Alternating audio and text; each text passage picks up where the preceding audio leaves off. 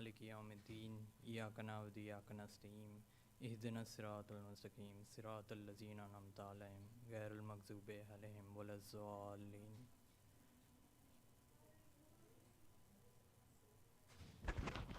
صلوات. اللهم صل على محمد وآل محمد وعجل فرجهم.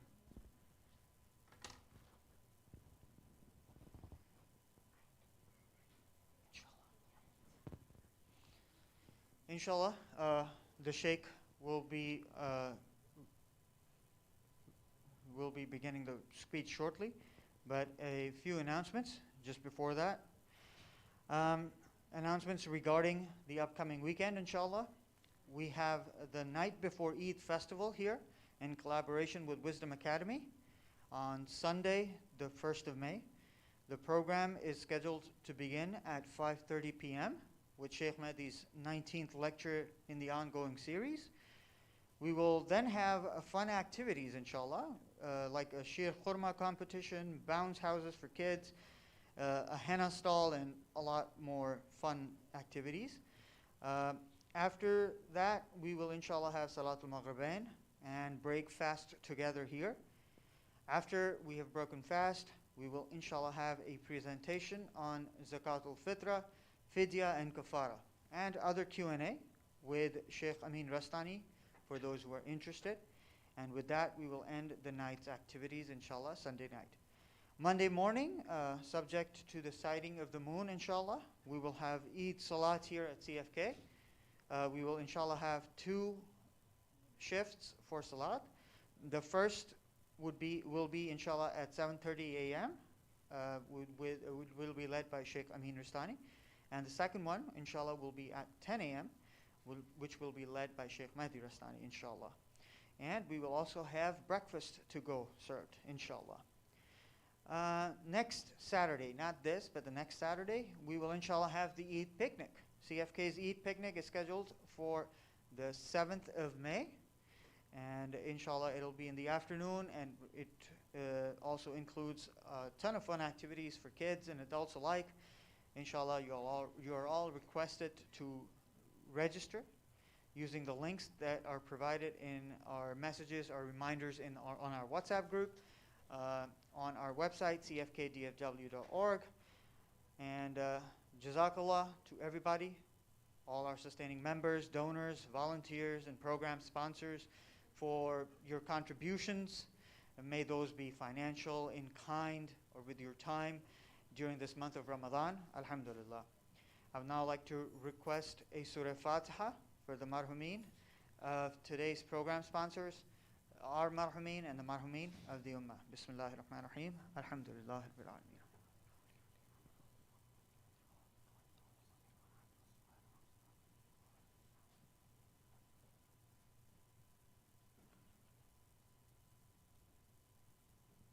اللهم صل على محمد وآل محمد وعجل فرجهم. I would now like to request the Sheikh to please come to the member with a loud salawat. Allahumma salli ala Muhammad wa ali Muhammad wa ajil farajahum.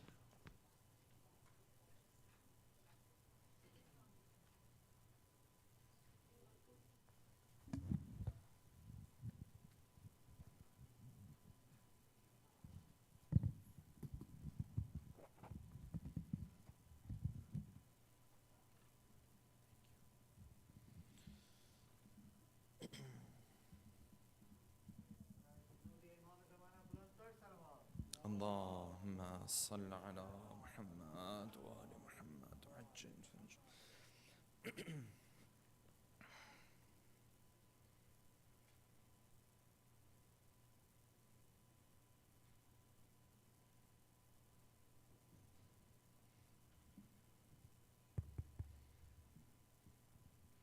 One more salawat, please.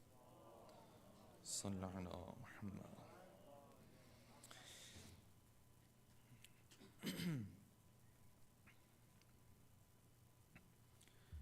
أعوذ بالله من الشيطان الرجيم. بسم الله الرحمن الرحيم. الحمد لله رب العالمين والصلاة والسلام على سيدنا ونبينا وحبيب قلوبنا والشفيع ذنوبنا وطبيب نفوسنا أبي القاسم محمد اللهم صل على محمد وآل محمد وعلى أهل بيته الطيبين الطاهرين واللعنة الدائم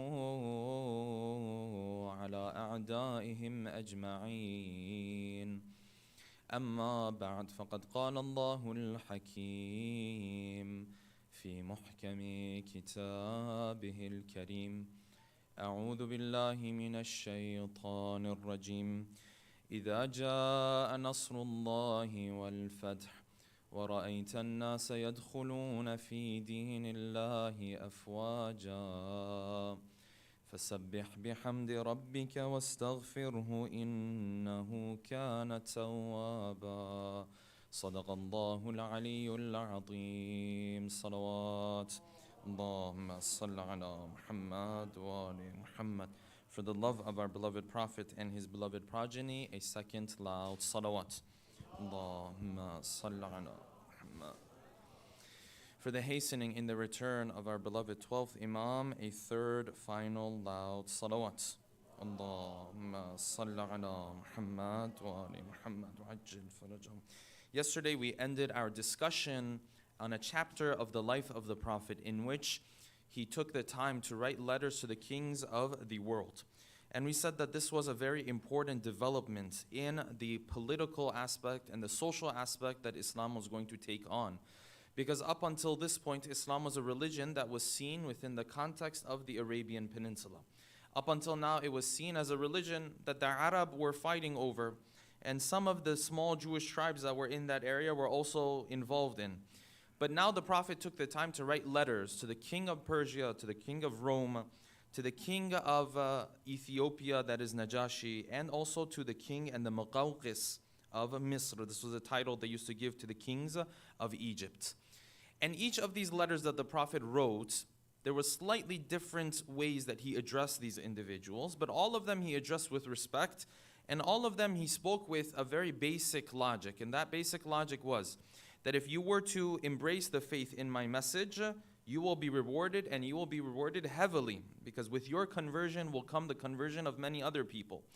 And if you are to reject my message, then not only is your sin on your shoulders, the sin of your people will also be on your shoulders as well. And we read in history that the kings that the Prophet wrote these letters to, each of them responded in their own way. The Khusro of Persia had the harshest of response. He tore apart the letter of the Prophet before even reading it. And the Prophet said to his companions that one day his kingdom will be torn apart the same way he tore apart my letter. And the king or the Caesar of Rome also rejected the faith, but he did it in a kinder way, in a nicer way. The rejection was done with gifts. And the Prophet said that simply because he wasn't as harsh in his response, Allah subhanahu wa ta'ala will allow his kingdom to continue for a little longer, but he will be held accountable in the akhirah. And Najashi, of course, was the one who had the best response, because the king of Egypt also responded like the Caesar of Rome. He also rejected the faith, but Najashi was the one who accepted the faith. And there were many lessons that we learned from these letters that the Prophet wrote to the kings of his time. Tonight, inshallah, we're going to delve into another chapter of the life of the Prophet, and that is the conquest of Mecca. Because now the Prophet has been away from Mecca for almost 7-8 years. Now he's going to turn his eyes back towards Mecca. And this chapter, this highlight from the life of the Prophet, is one that comes with many, many lessons. And it will also have quite a bit of a role to play on a social and political aspect as well. Because it's going to change everything for the Prophet and the Muslim Ummah from this point onwards. And tonight, inshallah, we'll delve into this topic by posing the following questions. Number one, the peace treaty that the Prophet had with Quraysh that we spoke about yesterday, the peace treaty known as the peace treaty of Hudaybiyah. How did Quraysh break this peace treaty? And How did they even allow for the Prophet now to come back to Mecca and to conquer the city of Mecca? Number two, how did the Prophet strategically plan? While he was putting together this big army, how did he plan and how did he execute in such a way that the people in Mecca never found out about him coming until the final day? Number three, when people asked the Prophet on multiple occasions while he had already left Medina and he was on his way towards Mecca, when they used to ask him, Ya Rasulullah, where are we going? What's the final destination? Where are we headed?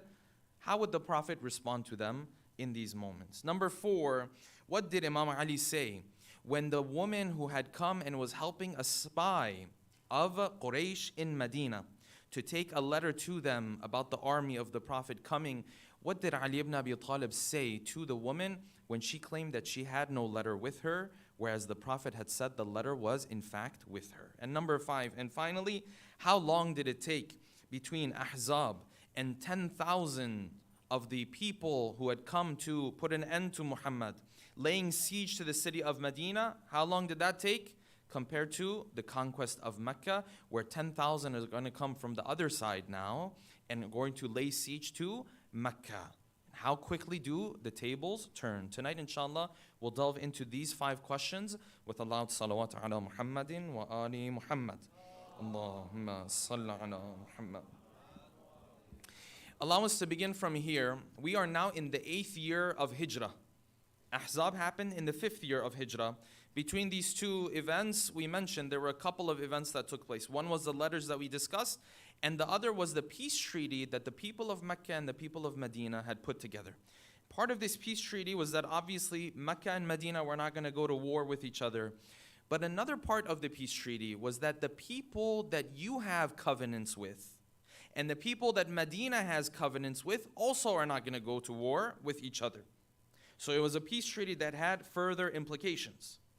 And that if some people from your own side, not your own tribe, but other tribes were part of your covenant, if they went to war, then this was a way of breaking the peace treaty, because they were all part of one pact. So anyone out of this pact does something, it's like they've broken this peace treaty. It's like you find sometimes in political settings where different countries come together. So you attack one of them, it's like you've attacked all of them, yes? And if one of them attacks the others, they have to either say, you know what, we have nothing to do with this one, or they have to help to pay for the damages or something like that, because they're all responsible as a group. This is what the peace treaty of Hudaybiyah was. The Prophet and a number of tribes were on one side. Quraysh and a couple of other tribes were on the other side. And interestingly enough, in this 8th year after Hijrah, there's an incident that took place that didn't directly involve the Prophet or didn't directly involve Quraysh as much. But it was still a way of breaking the peace treaty. What happened here? One of the tribes that was on the side of the Prophet, known as the tribe of Khuza'ah, they were part of the covenant of the Prophet on this side. They were on the Prophet's side.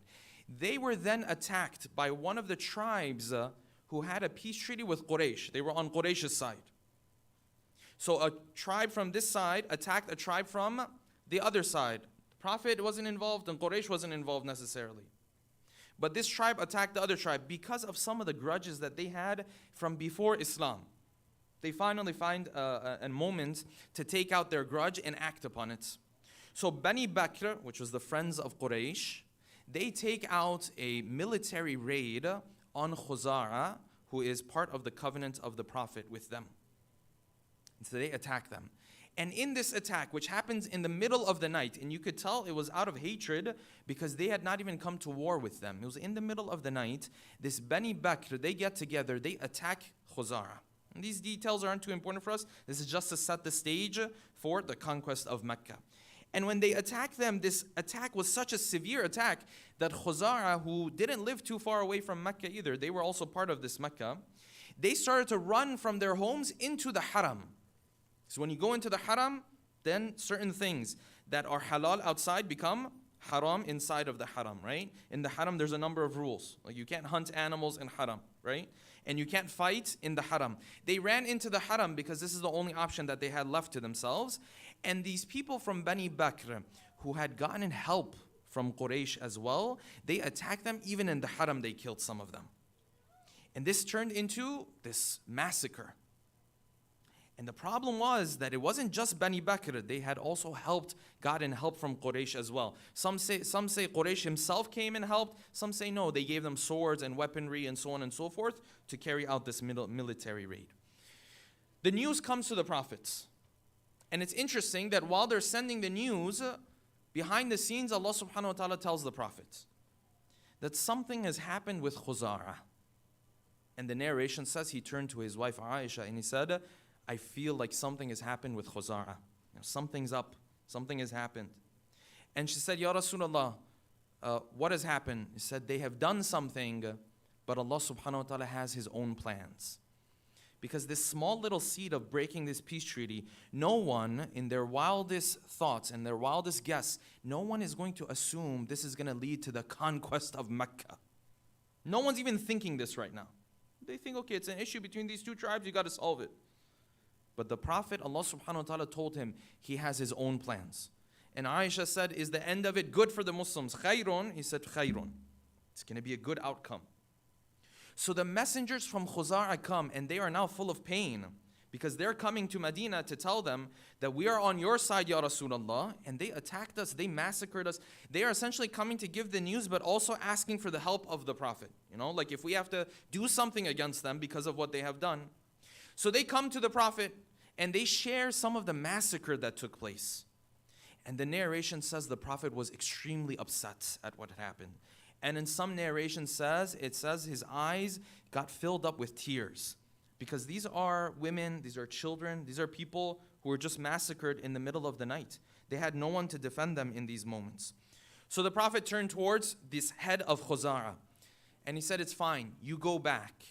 And we will come to help you against this other group, which would be the tribe of Bani Bakr and Quraysh and all of them. Because they're all part of one now. So we will come and we will help you. Nusirta, the help of Allah is coming. But interestingly, the Prophet never explained how is he going to help them. And you'll see that the Prophet, every step of the way, he's going to keep everything a secret. Now, you and I, when we try to keep things secret, it's easy. Because maybe 1-2 people, and even at that we fail usually, right? Even at that, we're like, we tell this person, we tell that person. The Prophet is now going to put together an army of thousands of people, and somehow, some way, he's going to keep it a secret that Mecca will not find out about this. This is what the Prophet does. So he told them, he said, I'm going to come and help you. But he didn't tell them how.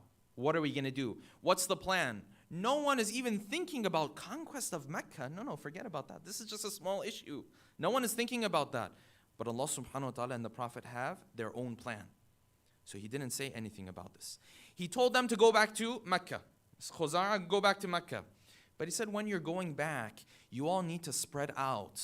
And you need to divide your group so that when you're going back to Mecca, Abu Sufyan and his people, if they see you're all spread out in your small groups, they will not think to themselves necessarily that you are here with me, and they will not anticipate that I might do something about what has happened. So he said, you need to spread out amongst one another. And the narration says they started to make their way back to Mecca. They spread out, and Abu Sufyan did in fact run into one of these groups.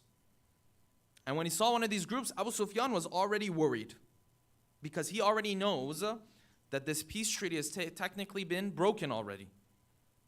So he turned to them, he said, where are you coming from? They didn't give him information. He kept asking. They didn't give him information because they knew if they were to give him information, that would be the end of everything. So finally they left.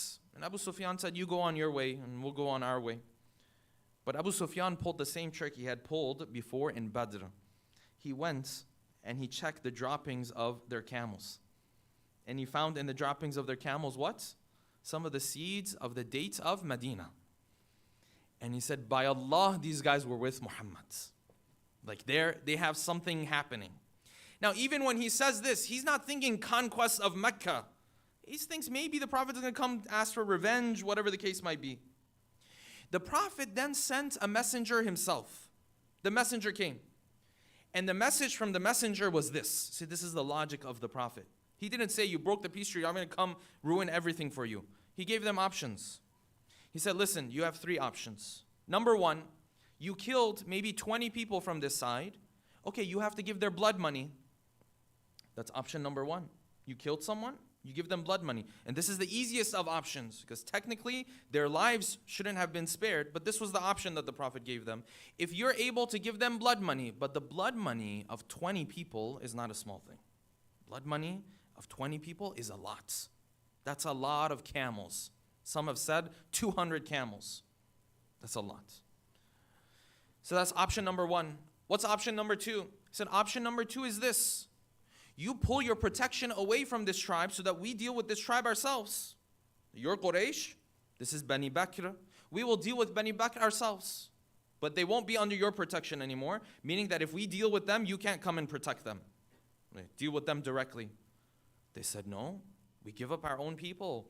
And at this point, the number of tribes who still had not embraced the faith of Islam were very little. This was one of the only tribes who had not embraced the faith of Islam, Bani Bakr. And so Quraysh said, if we give up this last tribe, we're going to be left with nothing. They said, no, we can't have this either. The third option, what's the third option? The third option is that the peace treaty is null. There's no other option. And the people of Quraysh, out of their arrogance, they said, you know what? We'll take option number 3. We're not going to pay you, and we're not going to leave our friends alone. Our peace treaty is null. It's done. No peace treaty between us. The messenger of the Prophet came back to Medina. And as he was coming back to Medina, Quraysh immediately realized the big mistake that they had made. And so they sent Abu Sufyan and they say, Abu Sufyan, go and see if you can convince Muhammad to hold on to this peace treaty. Because they knew now that the power of the Prophet has grown. It's not the same Muhammad in Badr and Uhud. This is different now. They sent Abu Sufyan. Abu Sufyan came to Medina. And this is where the humiliation of Abu Sufyan started to show itself. Because Abu Sufyan was the one who was the proud one. Abu Sufyan was the one after Uhud, he came and said, 1 year us, 1 year you guys. You guys won one battle, we won one battle. We have this idol, we have that idol. He was the one who's the most proud. But now he came to Medina and he was begging. And the narration says he came to the Prophet and he said, Muhammad, add to the time of this peace treaty. Like, don't break the peace treaty. And the Prophet said, you've already rejected that option. It's done. And he went around begging other people to come and speak to the Prophet. Begging other people to come and maybe, mediate between him and the Prophet. And who did he go to? He went to a number of the famous companions of the Prophet. Then when he found no option at all, he went to Ali ibn Abi Talib. He said, Ya Ali, go and speak to Muhammad about this. This is the humiliation of Abu Sufyan. He's begging now. And Ali said, the line that we all expect Ali ibn Abi Talib to say, he said, when the Prophet has made a decision, I can't talk him out of it. That's not what I do. Then Abu Sufyan didn't give up. He came to who? He came to the daughter of the Prophet, Fatima. And he said, Fatima, you're the daughter of the Prophet. Now you get his mindset. His mindset is the mindset of tribes. In tribes, if you have blood relationship connection, you can make something happen. You can save someone's life, you can do something like that. But this is not the tribal logic anymore. This is the command of Allah, and this is what's going to happen. Just because the Prophet has a daughter doesn't mean he's going to make emotional decisions based on his daughter. And this is a big difference between how the two schools of thought look at the Prophet. Sometimes people speak about the Prophet as if he was this person who, if you ask him because of his child, he'll listen. If you ask him because of someone else, he won't listen. And not because that child has the greatest of status, but because that child is his daughter and he feels bad. And the Prophet was not a person whose emotions would get the best of him. The Prophet didn't make decisions based on emotions. He made decisions based on the command of Allah. And so Abu Sufyan came to Fatima, said, you go and speak to the Prophet. And Fatima said, this has nothing to do with me. And the narration says, Hassan alayhi salam was playing there. And he turned to Fatima and said, well, can your son go and ask? Maybe Muhammad will listen to him. And Fatima said, this is a child. What are you talking about? Came back to Ali ibn Abi Talib. Said, I don't know what to do. And Ali said, listen, there's no option for you. But if you want to do one thing, you're the Sayyid of Quraysh. People know you as the head of Quraysh. Go out in the masjid and just call people and see who responds to you. He said, will this help me? And Ali said, no, it won't help you. But you won't let go, you won't give up. So he said, go. He went to the masjid, he said, I am the Sayyid of Kinana, I am the Sayyid of Quraysh. Who can come and give us some immunity? And it was quiet. Nobody. Everybody knows who this person is. And everybody knows the Prophet has already made his decision about the situation. So Abu Sufyan now starts to make his way back to Mecca. And the narration says, by the time he got back to Mecca, people had already come up with rumors that, Abu Sufyan himself is going to the side of the Prophet now. Because it had been a while since he was in Mecca. So he came into Mecca, he shaved his head, he started to worship the idols to prove to them, I'm still on this faith. I still worship these idols. I still don't believe in Muhammad and all of this kind of stuff. And this shows you that Abu Sufyan, that was at the prime of his pride, what Allah subhanahu wa ta'ala did to him.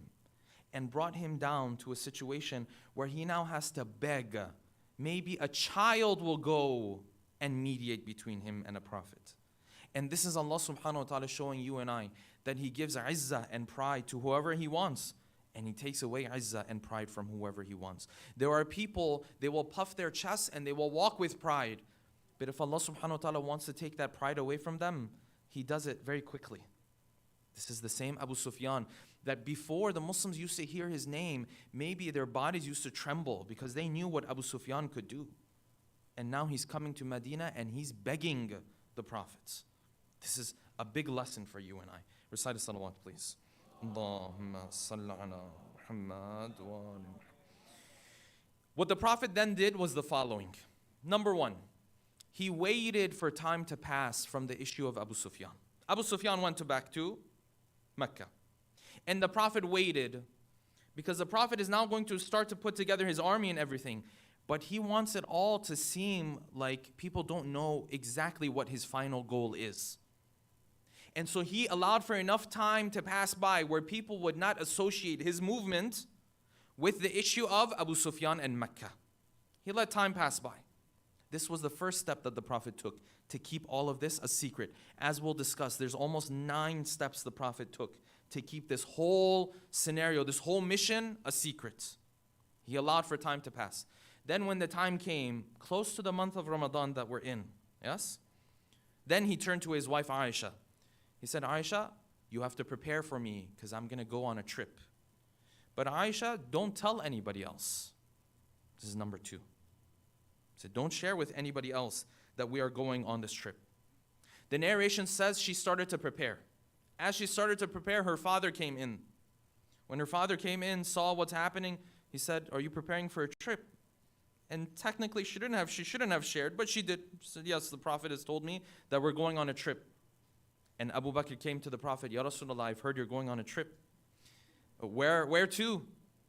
And the Prophet said, some narrations say he told him, some narrations says he didn't tell him. He said, we're going to this place, to Quraysh. But keep this a secret. This is number 3. This is how the Prophet executes. Now, if it was just in the hands of the Prophet, would he had even gone around and told even this other one person? Maybe not. But he already knows now. So he told him and he said, you can't share with anybody else. This is number 3. The number 4 thing was that this was happening in Ramadan. In Ramadan, nobody expected the Prophet to put together an army. They said Ramadan is a time for worship. He's never going to do anything like this in Ramadan. They're fasting. They're weaker in Ramadan. And this was the 4th step that the Prophet took, to make sure that no one ever thinks that this is a conquest of Mecca. This was number 4. Number 5, what did he do? This is before he's even set out. He took another group of his army and ordered them to go to another area of the Arabian Peninsula. And everyone thought, oh, this is where the Prophet is going to go. And in reality, his main army has not even moved yet. This was a small group of his army. He sent with one of his companions to go to another part of the Arabian Peninsula. And they thought, oh, this is probably where he's headed. This is number 5. Number 6, he wrote letters to all of the other tribes who were part of his covenants, part of this pact. And he said, you all have to join me for Ramadan in Medina. Ya Rasulullah, we're coming there for what? There's never been a gathering like this in Medina. He didn't share anything. He said, I need all of the tribes to come for Ramadan in Medina. We're going to spend Ramadan in Medina. And so slowly these tribes, they gather, one tribe after another tribe after another tribe, and it seems as though everything is set. Now, the numbers are adding. As things are coming together and the Prophet is putting together his army, the narration then says that one of the people of Medina, he wrote a letter to Quraysh. Because he saw the numbers are coming. He wrote a letter to the people of Quraysh. And his name was Hatib ibn Abi Balta'a. To put this into context, Hatib was the same person who took one of the letters of the Prophet to some of the kings. He's a close companion of the Prophet. He wrote a letter, and in this letter he told Quraysh, he said, listen, the army of Muhammad is coming. It's as dark as night, and it moves like a flood. Meaning there's no stopping this army. It's very heavily dense. And he wrote this letter and he gave it to a woman who was in Mecca to go, or in Medina to go to Mecca to give this news. Interestingly enough, this woman, we're going to pause here, this woman, she was a woman who had come to Medina many years ago. She was a singer. She was a mughanniya. Right? And obviously the singing at that time, it was pretty much all haram at that point. This mughanniya came to Medina and the Prophet saw her and said, you used to sing in Mecca. And she said, yes, I used to, but after Badr and Uhud, not many people are interested in my singing anymore. There's no more parties, there's no more, because Badr and Uhud were all, there's so many fatalities for Quraysh. And the Prophet, in his, the kindness that he had, because he understood that she's not going to go back to doing this anymore. The Prophet said, my companions, help her. And his companions gave her money and they gave her of clothing. This is a singer. This is what person you look at, you say, oh, this is a person who's sinner. Don't even talk to me. And the Prophet showed this type of kindness to her. Hatib gave the letter to this woman and said, you go. And as the Prophet is still in Medina, he receives the revelation that the letter is going. So he turned to his companions. He said, someone is giving the news of us to Quraysh. And he sent Ali ibn Abi Talib, and some narrations say Zubayr went with him as well. And he said, you go, and this lady is in this area and she's carrying the letter with her. Go and get the letter from her. So Ali and Zubayr went. They saw the lady, exactly where the Prophet had told them. They started to ask her. They said, you have the letter. She said, no, I don't have a letter. He said, but our Prophet has told us you have the letter. She started to cry. She said, no, I don't have any letter. This is an accusation. And then the narration says they started to search her stuff. They searched and searched. They couldn't find the letter. And at one point, Zubayr turned to Ali. He said, listen, the letter's not with her. We have to go back. And Ali ibn Abi Talib said, by Allah, the Prophet was not lied to, and by Allah, the Prophet did not lie to us. Meaning this is news that Jibreel brought to the Prophet, and he doesn't lie, and the Prophet told us, and the Prophet doesn't lie. The letter is somewhere here. And he turned to the lady, he said, I will not let you go until you give me the letter. And this lady who realized that there's no more options, he said, fine, O son of Abu Talib, if you won't let me go, at least turn around. And Ali turned around and she opened the covering that she had on her hair. And in her hair, she had hidden the letter. But this is the faith of Ali ibn Abi Talib, that he doesn't walk away from the situation because he had a direct command from the Prophet that this lady has the letter. Zubayr on the other side, he said it doesn't seem like she has the letter. He was ready to go back. And Ali said, no, the Prophet has not been lied to, and we have not been lied to either. So they took this letter. They brought it back to Medina. Now imagine the scene that is about to happen, and I'll explain the lesson that we can learn from this. They bring the letter back to Medina. The Prophet called out, as-salatu jami'atan. Everyone has to come together for this salat. This was a particular call they used to give when they wanted to make a big announcement. Everyone came to the masjid. The narration says the masjid was full. He said, people, we have put together this army, and you all know because you're all in Medina. But he said, as we put together this army, one of my companions has written this letter, and he sent it out towards Quraysh. I'm going to ask him to get up himself and to admit to his wrongdoing. Otherwise, Allah will tell me exactly who he is. Dead silence. He repeated it the second time. The second time. The third time. By the third time, then someone got up. And just imagine the embarrassment in this moment. Hatib got up and he said, Ya Rasulullah, it was me. I wrote the letter. And the Prophet, instead of rebuking him right there and then, he asked him, Hatib, why? Why would you do such a thing? Why would you betray all of your Muslim brothers and sisters? It's like thousands of lives could have been in jeopardy. He said, Ya Rasulullah, I have family in Mecca. I was worried that Meccans, you would attack and maybe my family would get caught up in the middle. This is why I wanted to give them a heads up. And the Prophet, though it's not a valid excuse, because thousands of lives were at jeopardy, but the Prophet was a bit kinder towards him. And the narration says that these Muslims, they looked at Hatib and they said, how dare you? And they were pushing him out of the masjid. And the narration says he was looking at the Prophet, hoping for the forgiveness of the Prophet. And the narration says the moment they pushed him out of the masjid, the Prophet told him to return him. And they brought Hatib back. And the Prophet said, Hatib, I have forgiven you. But do never return to doing anything like this. And this was the forgiveness of the Prophet. Someone who could have put to jeopardy the whole mission altogether in thousands of lives. The Prophet forgave him in maybe 20 seconds, 30 seconds. And this also has a great lesson for you and I. Because the embarrassment that Hatib had in front of everybody is what, God forbid, you and I might experience on the Day of Judgment. Except we have something that Hatib doesn't have. We still have time. Hatib's time was up. They found his letter. You and I still have time. You say, well, what can I do so that I'm not embarrassed on the Day of Judgment? It's very easy. Tawbah. Repentance. You and I, we don't have to experience this. As long as you and I have the decency to do what? To repent to Allah subhanahu wa ta'ala. Otherwise, the shame and the embarrassment on the Day of Judgment is something to behold. It's something to behold. The Quran says faces will turn dark on that day. It's not a joke. This is word by word from what Quran says, yes? And the way to not have to deal with any of that embarrassment and keep this sin between you and Allah, and no one needs to ever know, is a simple tawbah. It's a simple tawbah. That's why the narration says, this narration we've shared before, that the sixth Imam told his companion, he says, Allah hides the sins of the one who repents to him. And his companion said, how? The Day of Judgment is Yawma Tubla Sarair. That's when all the secrets come out. And he said, yes, all the secrets come out, but not those deeds that this person had done tawbah from. That's between you and Allah. That's between me and Allah. And the narration says, Allah will make the angels forget what this person had done. And he makes the ground on which he committed this sin forget. And he makes his own limbs stay quiet. And he shows up on the Day of Judgment, and there's no one to bear witness to any of his sins. He walks in, a bright face, and everyone thinks he's such a wonderful person. They don't know what he had done, but he repented. And this is the lesson for you and I.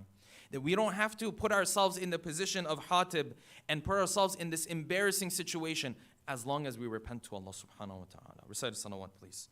Allahumma salli ala Muhammad wa ala Muhammad.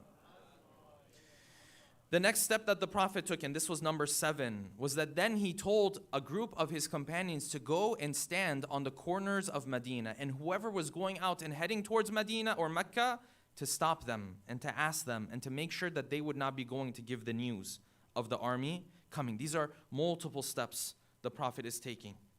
Until finally this army heads out. This army is 10,000 strong. And the narration says they started to head out.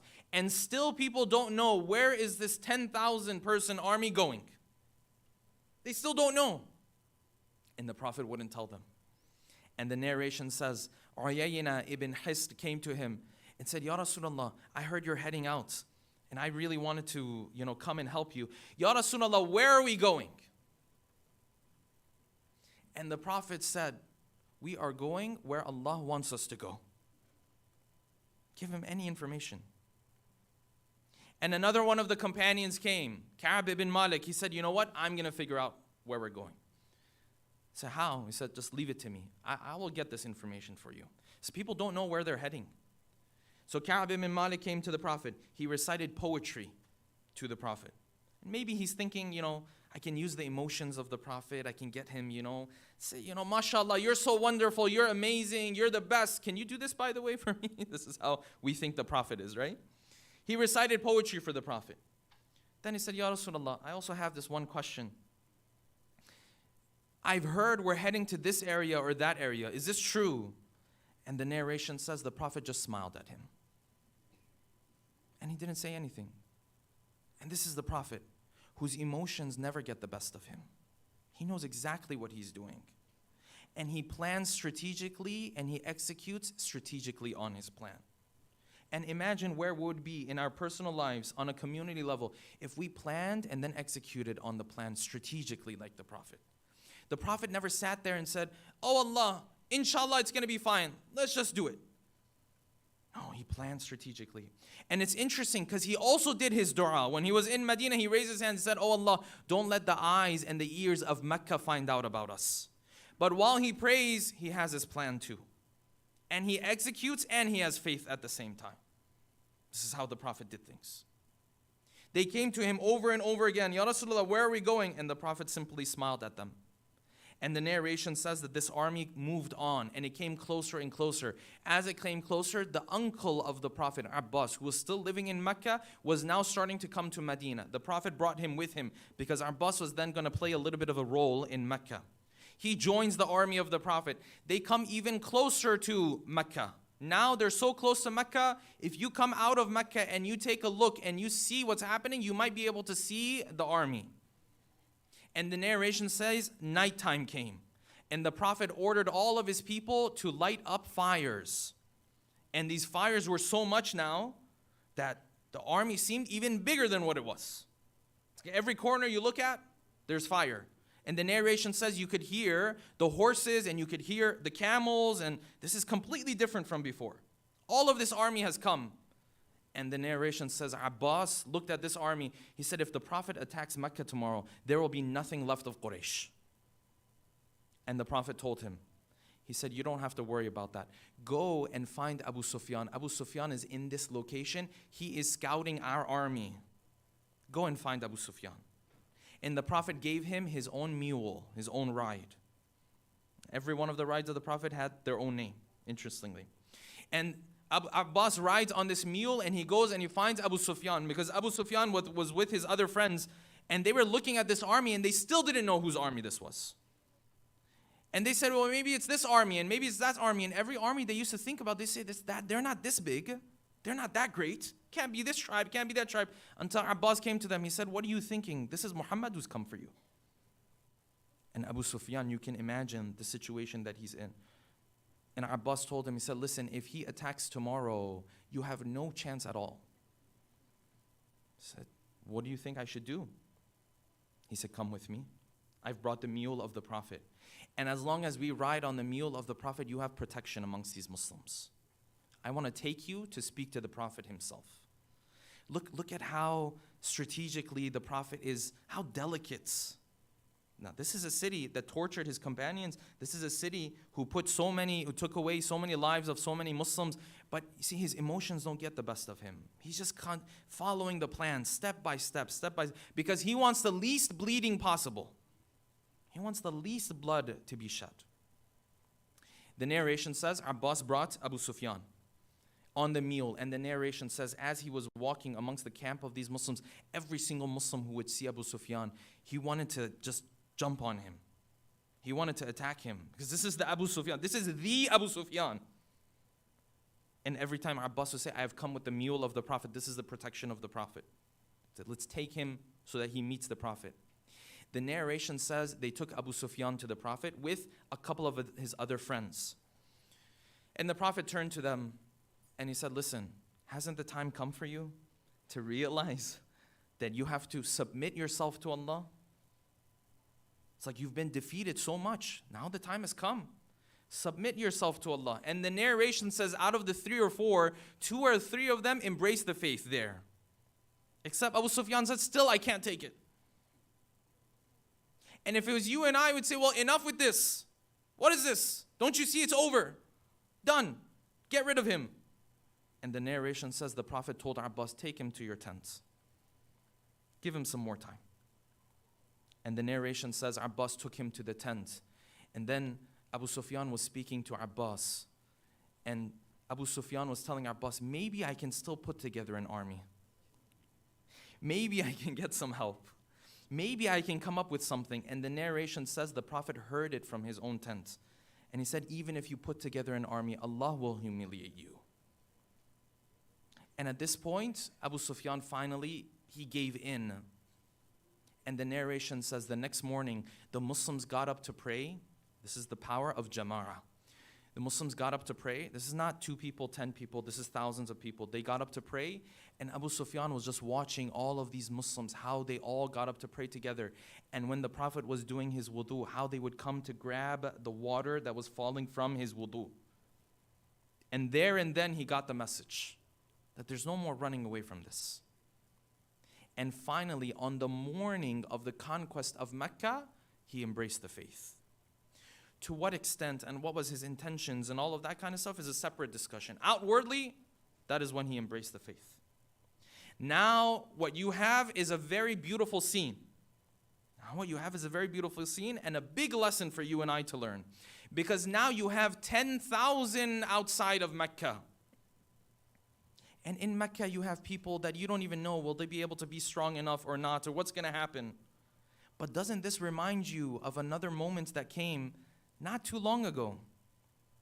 Because only 3 years ago, the army of Ahzab had come with 10,000. And they were outside the gates of Medina. And they laid siege to Medina. And these Muslims thought they would never see the light of tomorrow. They never thought that they would even live through that. And the Prophet told them, not only will you live through this, there is a fate. You will take over Rome and Persia. And of course they couldn't believe it. You and I couldn't believe it either. And how the tables had turned now. That in only 3 years, before you had 3,000 outside of Medina, and you didn't know if you were going to live till tomorrow, and now you have 10,000 outside of Mecca. And the people of Mecca don't know if they will live till tomorrow. And this goes to show that Allah subhanahu wa ta'ala does as He wishes. And if He wants to turn the tables, He will turn the tables faster and quicker than you and I can even believe. This is not 10 years, 15 years. This is 3 years. And this shows you the value of patience and perseverance. The Prophet, he did his duty and he knew this is what I have to do right now. Now this is what I have to do. Now this is what I have to do. And he left the outcome to Allah. And of course, when you leave the outcome to Allah, Allah is the one who pulls out an outcome that you and I cannot even believe. How the tables turned between Ahzab and the Fath of Mecca that were only 3 years, maybe less than 3 years apart. And this conquest of Mecca is happening exactly in these days that we are going through. Around the 20th of Ramadan is when the conquest of Mecca will happen. How will the Prophet approach Mecca? Will he attack them? Will he spare some of their lives? How harsh will he be? The same way the people of Mecca were harsh with them. Will he kick the people of Mecca out of their city and walk away with their wealth? Or will he be rahmatan lil alameen? We'll have to wait till tomorrow to see how the Prophet pulled off this victory that had the least amount of fatalities, had the least amount of people, even the smallest amount of blood that was shed. How an army of 10,000 comes and almost nothing happens. And the Prophet took over the city of Mecca. Tomorrow, inshallah, we'll move on to that discussion. Let us take a moment to recite Surah Al-Fatiha for all of our marhumin and marhumat, especially the marhumin and marhumat of the sponsors of tonight's program, with a loud salawat ala Muhammadin wa ali Muhammad. Allahumma salli ala Muhammad wa ali Muhammad. Bismillah ar-Rahman ar-Rahim.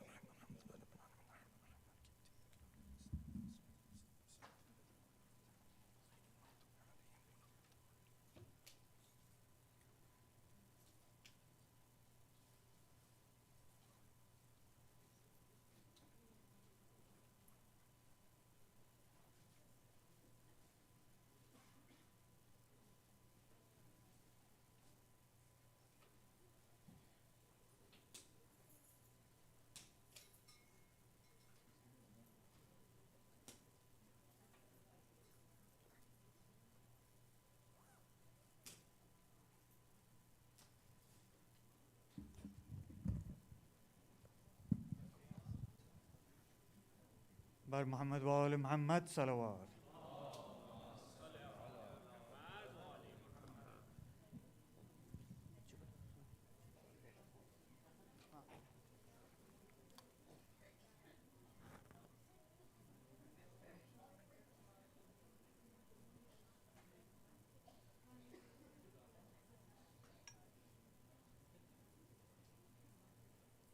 إن الله وملائكته يصلون على النبي يا أيها الذين آمنوا صلوا عليه وسلموا تسليما اللهم صل على محمد وآل محمد سبحان الله والحمد لله ولا إله إلا الله والله أكبر الله أكبر الله أكبر الله أكبر الله أكبر أشهد أن لا إله إلا الله أشهد أن لا إله إلا الله أشهد أن محمد رسول الله اللهم صل على محمد وآل محمد أشهد أن محمد رسول الله اللهم صل على محمد وآل محمد أشهد أن عليا ولي الله اللهم صل على محمد وآل محمد أشهد أن عليا حجة الله اللهم صل على محمد وآل محمد حي على الصلاة حي على الصلاة حي على الفلاح حي على الفلاح حي على خير العمل حي على خير العمل الله أكبر الله أكبر لا إله إلا الله لا إله إلا الله إن الله وملائكته يصلون على النبي يا أيها الذين آمنوا صلوا عليه وسلموا تسليما اللهم صل الله أكبر الله أكبر أشهد أن لا إله إلا الله أشهد أن لا إله إلا الله أشهد أن محمدا رسول الله صلى الله عليه وآله أشهد أن محمدا رسول الله صلى الله عليه وآله أشهد أن عليا ولي الله وأنه حجة الله صلوات الله وسلامه عليه حي على الصلاة حي على الصلاة حي على الفلاح حي على الفلاح حي على خير العمل حي على خير العمل قد قامت الصلاة قد قامت الصلاة الله أكبر الله أكبر لا إله إلا الله الله أكبر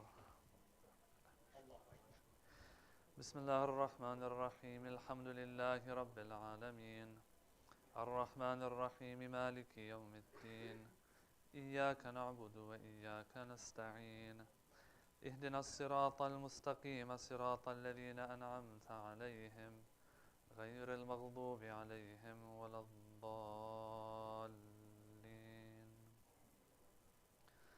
بسم الله الرحمن الرحيم والعصر إن الإنسان لفي خسر إلا الذين آمنوا وعملوا الصالحات وتواصوا بالحق وتواصوا بالصبر الله أكبر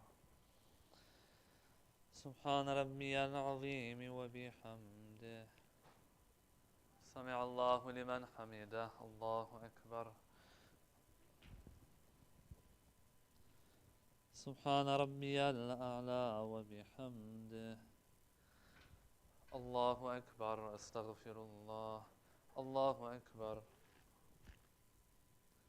سبحان ربي الأعلى وبحمده الله أكبر بحول الله وقوته أقوم وأقعد بسم الله الرحمن الرحيم الحمد لله رب العالمين الرحمن الرحيم مالك يوم الدين إياك نعبد وإياك نستعين اهدنا الصراط المستقيم صراط الذين أنعمت عليهم غير المغضوب عليهم ولا الضالين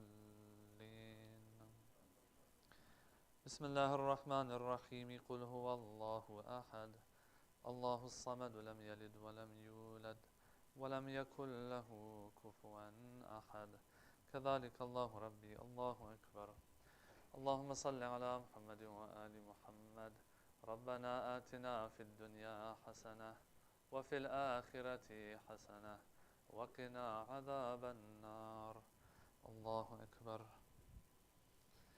سبحان ربي العظيم وبحمده سمع الله لمن حمده الله أكبر سبحان ربي الأعلى وبحمده الله أكبر. أستغفر الله. الله أكبر. سبحان ربي الأعلى وبحمده. الله أكبر. الحمد لله. أشهد أن لا إله إلا الله وحده لا شريك له، وأشهد أن محمدا عبده ورسوله. اللهم صل على محمد وآل محمد. بحول الله وقوته أقوم وأقعد.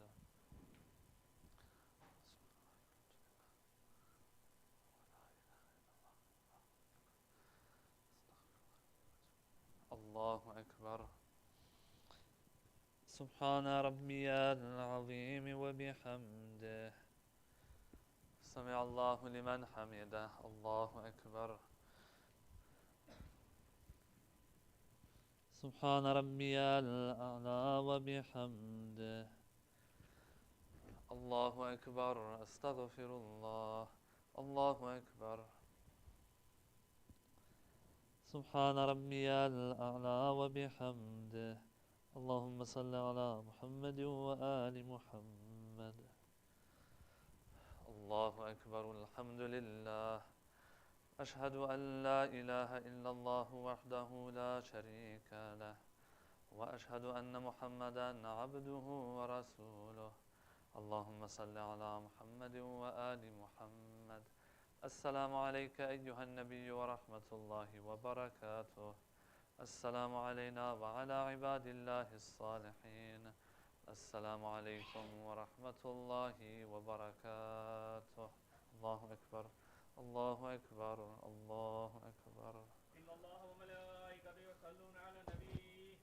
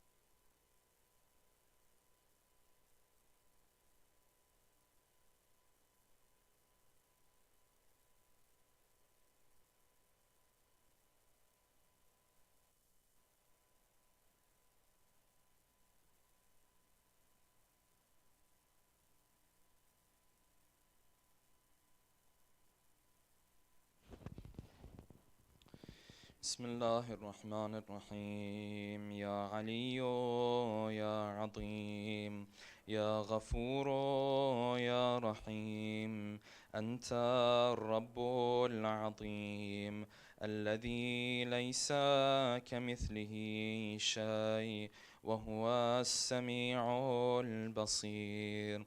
وهذا شهر عظمته وكرمته وشرفته وفضلته على الشهور، وهو الشهر الذي فرضت صيامه عليه، وهو شهر رمضان الذي أنزلت فيه القرآن هدى للناس وبينات من الهدى والفرقان، وجعلت فيه ليلة القدر وجعلتها خيرا من 1000 شهر. فيا ذا المن ولا يمن عليك، من علي بفكاك رقبتي من النار فيما تمن علي، وأدخلني الجنة برحمتك يا أرحم الراحمين.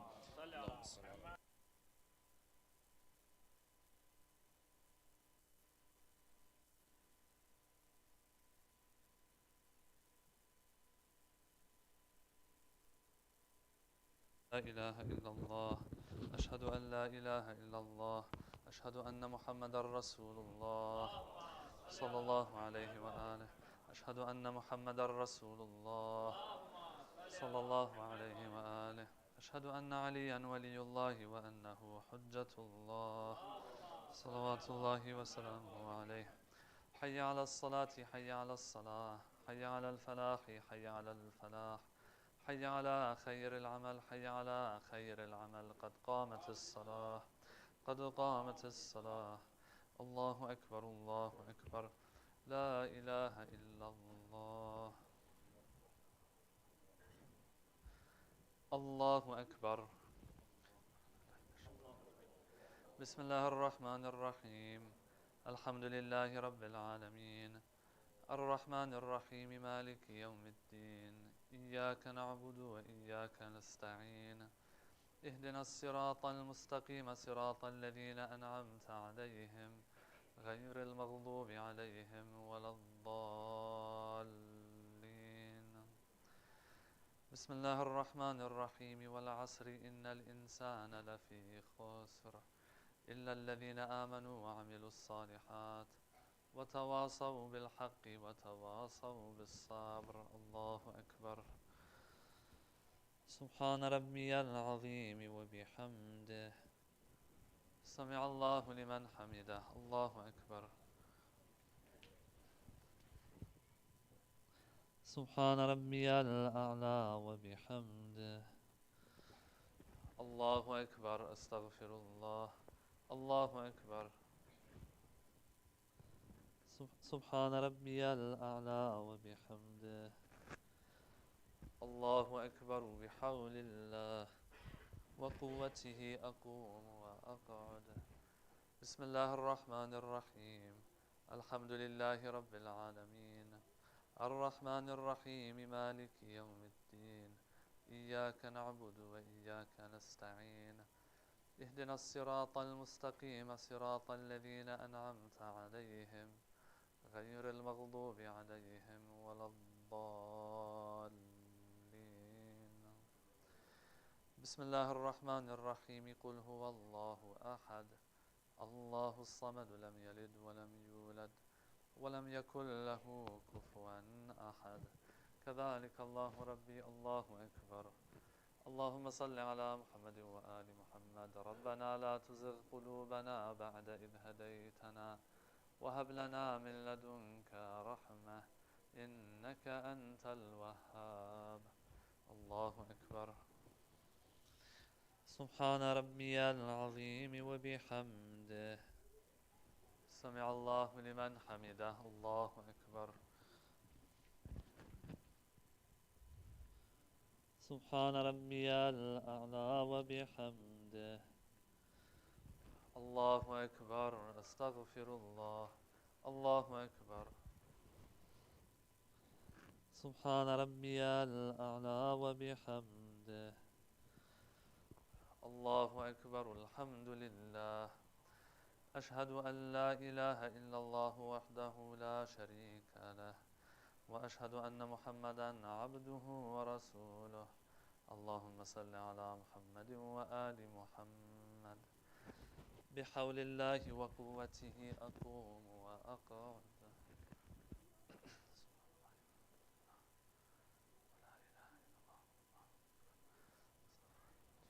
الله أكبر. سبحان ربي العظيم وبحمده. سمع الله لمن حمده. الله أكبر. سبحان ربي الأعلى وبحمده.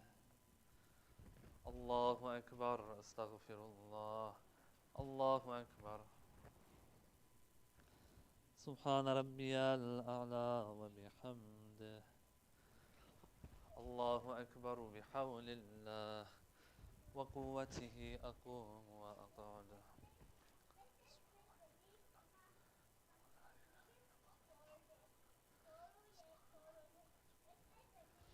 الله أكبر. سبحان ربي العظيم وبحمده. سمع الله لمن حمده. الله أكبر. سبحان ربي الأعلى وبحمده. الله أكبر. أستغفر الله. الله أكبر. سبحان ربي الأعلى وبحمده. اللهم صل على محمد وآل محمد. الله أكبر. الحمد لله. أشهد أن لا إله إلا الله وحده لا شريك له، وأشهد أن محمدا عبده ورسوله. اللهم صل على محمد وآل محمد. السلام عليك أيها النبي ورحمة الله وبركاته. السلام علينا وعلى عباد الله الصالحين. السلام عليكم ورحمة الله وبركاته. الله أكبر. الله أكبر. الله أكبر. إن الله وملائكته يصلون على النبي.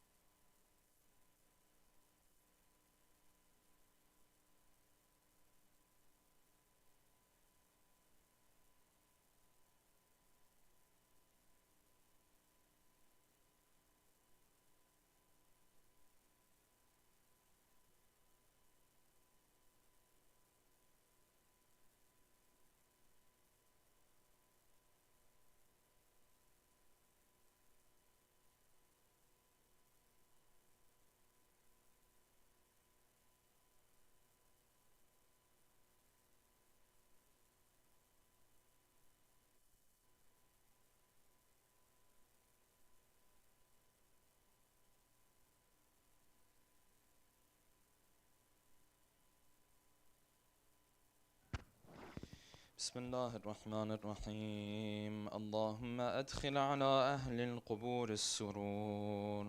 اللهم أغن كل فقير. اللهم أشبع كل جائع. اللهم اكس كل عريان. اللهم اغذ دين كل مدين. اللهم فرج عن كل مكروب. اللهم رد كل غريب.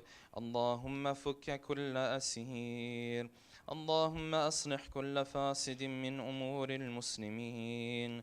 اللهم اشف كل مريض.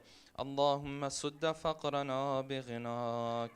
اللهم غير سوء حالنا بحسن حالك. اللهم اقض عنا الدين وأغننا من الفقر، إنك على كل شيء قدير. اللهم صل على محمد وآل محمد.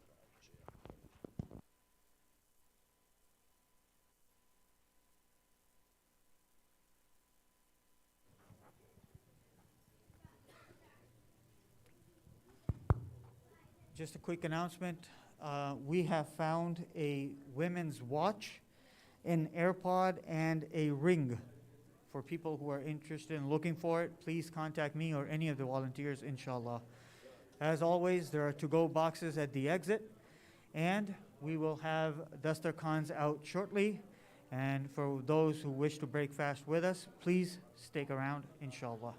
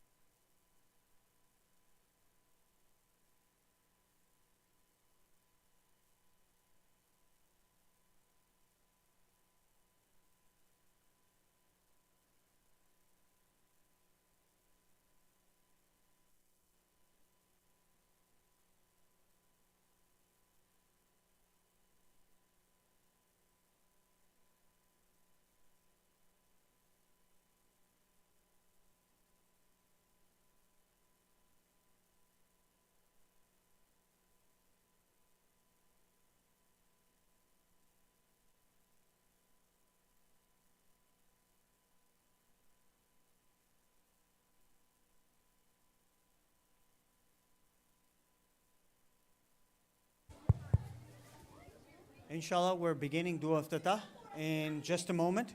Let us all start settling down and get ready for the Dua, inshallah. Bar Muhammad wa ali Muhammad salawat. Allahumma salli ala Muhammad wa ali Muhammad wa ajil farajahum.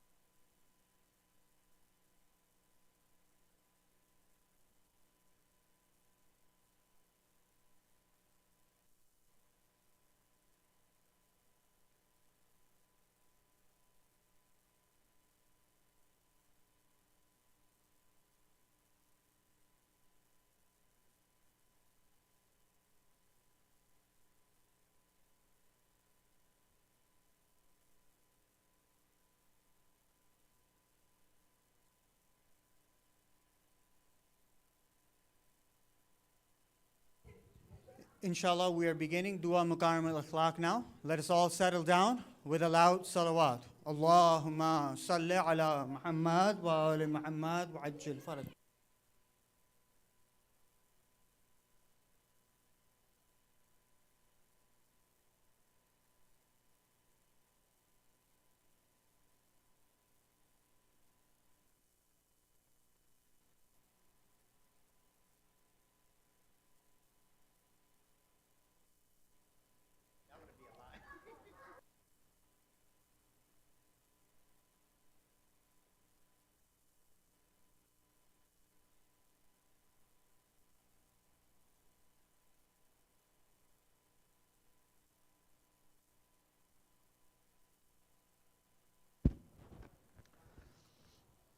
Bismillah ar-Rahman ar-Rahim. Inshallah, we will recite Dua Makarim al-Akhlaq, as brother said. And Sheikh Mahdi said we want to do this dua these last few nights, inshallah. you probably know that this is, in my opinion, so you have du'as like Munajat Sha'baniyah, where you speak to Allah and you just tell Him how much you love Him. And then there are some du'as like this one where every line of it is like you're asking for something. And it's teaching us the things that we're supposed to ask Allah for. So as we read, you might want to take a look at the translation as well to see what we're asking for, inshallah. Is someone taking care of the slides? Yep.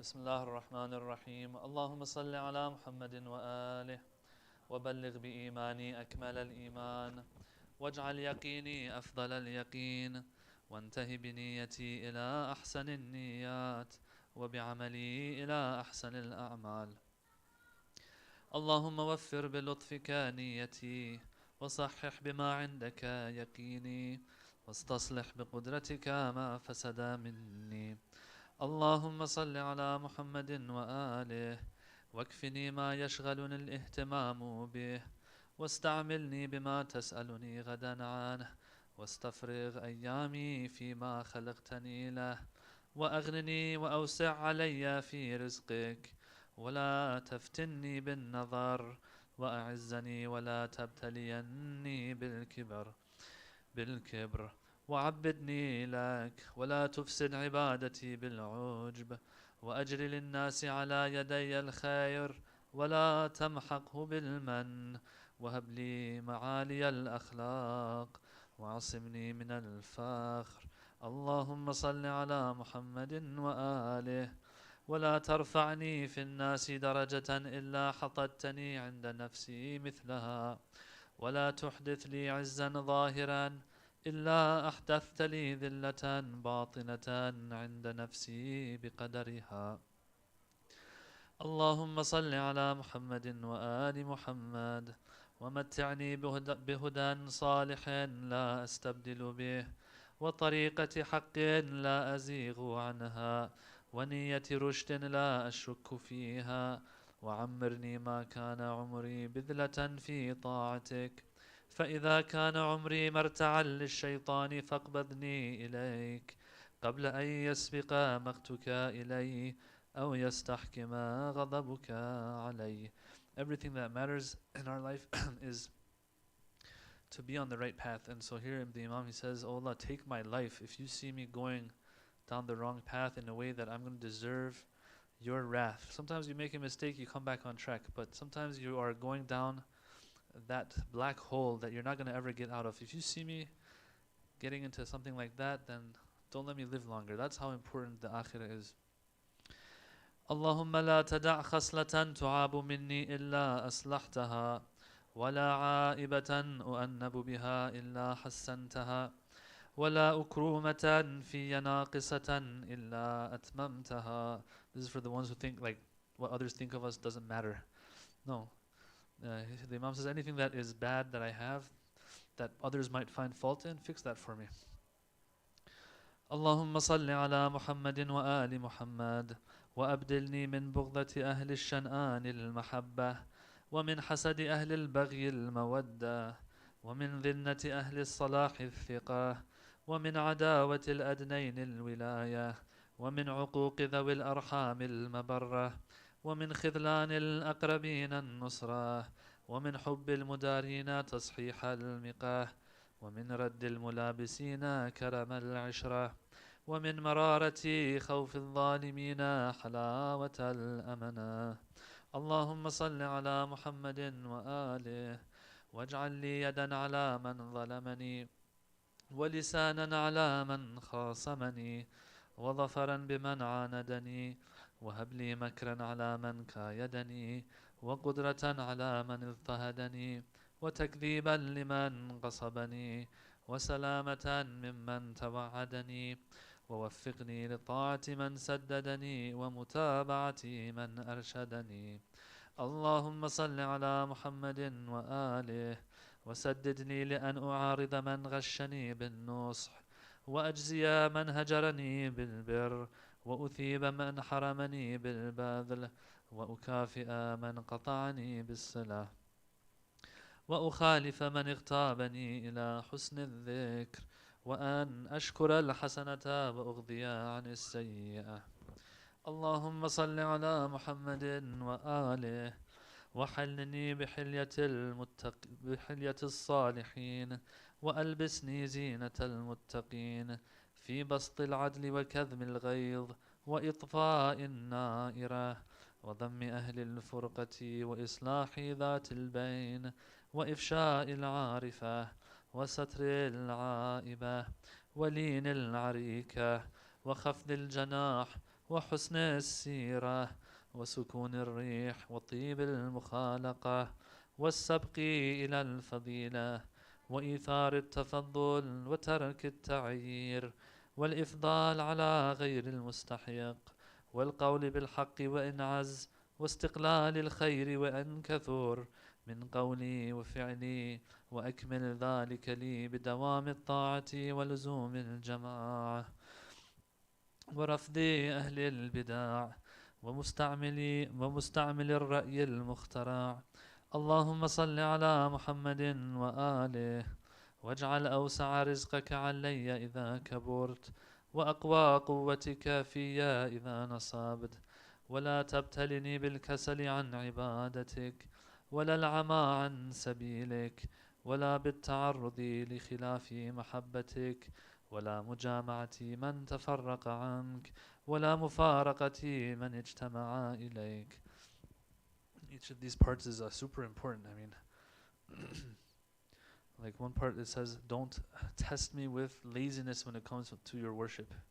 Meaning what? Meaning that's something to fight. That's not something to look forward to, being lazy with ibadah. Or another part here, it says, don't let me hang out with the ones who have left you, and don't let me leave the ones who are with you.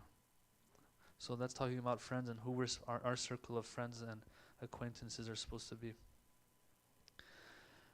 اللهم اجعلني أصول بك عند الضرورة، وأسألك عند الحاجة، وأتضرع إليك عند المسكنة، ولا تفتني بالاستعانة بغيرك إذا اضطررت، ولا بالخضوع بسؤال غيرك إذا افتقرت، ولا بالتضرع إلى من دونك إذا رهبت، فأستحق بذلك خذلانك ومنعك وإعراضك يا أرحم الراحمين.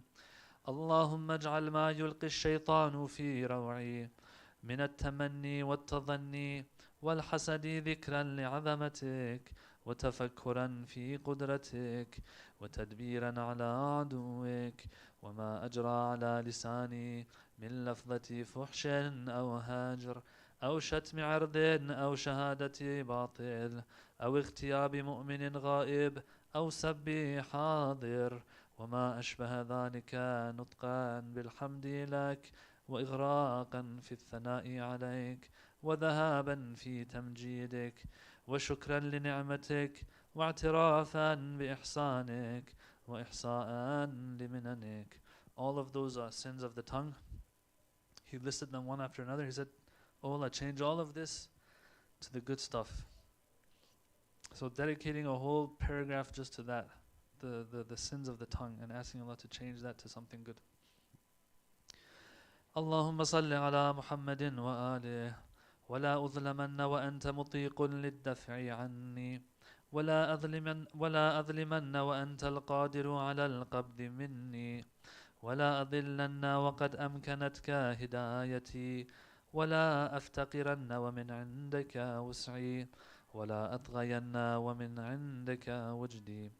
اللهم إلى مغفرتك وفدت، وإلى عفوك قصدت، وإلى تجاوزك اشتقت، وبفضلك وثقت، وليس عندي ما يوجب لي مغفرتك، ولا في عملي ما أستحق به عفوك، وما لي بعد أن حكمت على نفسي إلا فضلك. فصل على محمد وآله وتفضل عليه.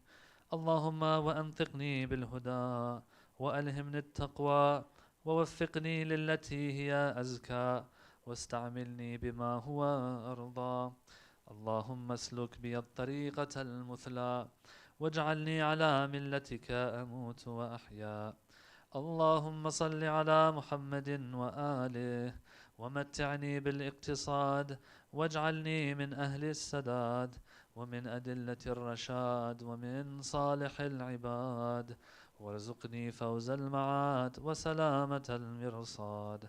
اللهم خذ لنفسك من نفسي ما يخلصها وأبق لنفسي من نفسي ما يصلحها فإن نفسي هالكة أو تعصمها. اللهم أنت عدتي إن حزنت وأنت منتجعي إن حرمت وبك استغاثتي إن كرثت وعندك مما فات خلف ولما فسد صلاح وفيما أنكرت تغيير فامنن علي قبل البلاء بالعافية وقبل الطلب بالجده وقبل الضلال بالرشاد واكفني مؤونة معرة العباد وهب لي أمن يوم المعاد وامنحني حسن الإرشاد. اللهم صل على محمد وآله وادرأ عني بلطفك واغذني بنعمتك وأصلحني بكرمك وداوني بصنعك وأذلني في ذراك وجللني رضاك ووفقني إذا اشتكلت علي الأمور لأهداها وإذا تشابهت الأعمال لأزكاها وإذا تناقضت الملل لأرضاها.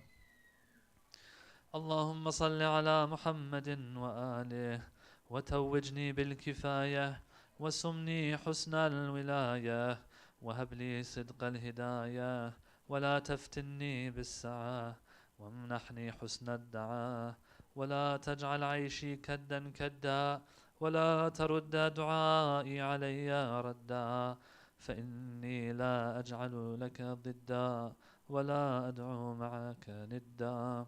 اللهم صل على محمد وآله وامنعني من السرف وحسر رزقي من التلف ووفر ملكتي بالبركة فيه وأصب بي سبيل الهداية للبر فيما أنفق منه. اللهم صل على محمد وآله واكفني مؤونة الاكتساب وارزقني من غير احتساب فلا أشتغل عن عبادتك بالطلب ولا أحتمل إسراء تبعات المكسب.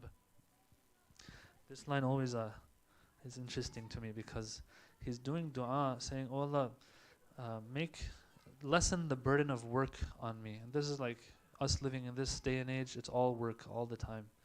He's saying, lighten the burden of work on me and sustain me, give me sustenance and rizq beyond my calculation. Like I don't know how it's coming, but I'm doing my job, but it's coming, the rizq is also coming. Why? So that la ashtagil an ibadatika bit talab. So I don't have to go around asking others instead of doing your ibadah. Yes, and so you'll have this in other du'as as well, where the imams are asking for this. They say, oh Allah, give some barakah to me so I don't have to spend all my time on work, so that I don't have time for any other work that you've created me for, which is ibadah. Allahumma fatlibni biqudratika ma atlub wa ajirni bi'izzatika mimma arhab. Allahumma salli ala Muhammadin wa alih وصن وجهي باليسار ولا تبتذل جاهي بالإقتار فأسترزق أهل رزقك وأستعطي شرار خلقك فأفتتن بحمد من أعطاني وأبتلى بذم من منعني وأنت من دونهم ولي الإعطاء والمانع. اللهم صل على محمد وآله وارزقني صحة في عبادة وفراغا في زهادة وعلما في استعمال وورعا في إجمال. اللهم اختم بعفوك أجلي وحقق في رجاء رحمتك أملي وسهل إلى بلوغ رضاك سبلي وحسن في جميع أحوالي عملي.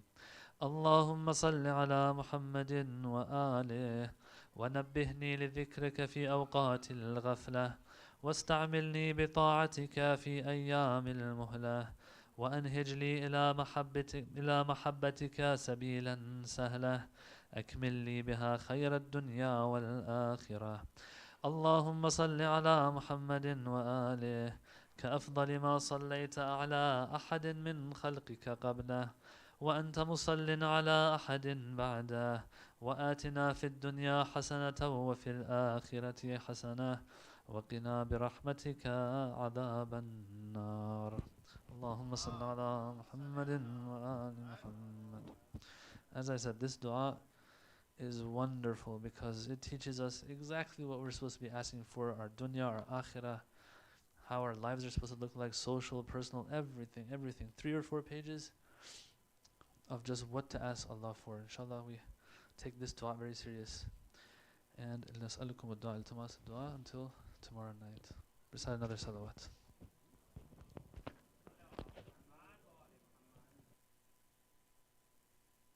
Yeah, Taj Ziyarat.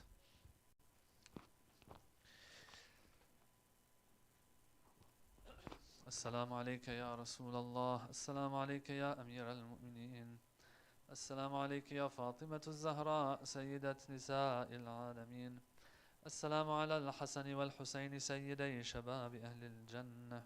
السلام على 9 المعصومين من ولد الحسين. السلام عليك يا مولانا يا صاحب الزمان. الأمان الأمان من فتن الزمان.